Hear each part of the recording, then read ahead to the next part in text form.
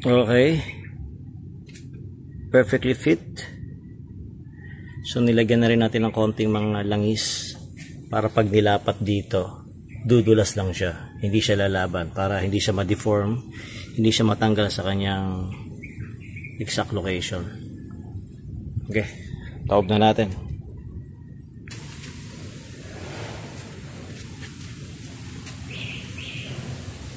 Tama position, yung sakto sa mga butas, mga tornilyo.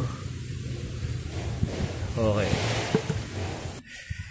para hindi mabasag tong valve cover, dahil dati nabasagan na ako na ito. So hand tight lang muna.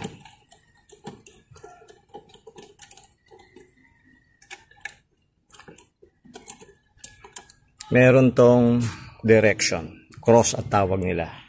Pero ngayon, pwede ko munang ilapat to mano-mano, hand tight lang, wala pang tightening.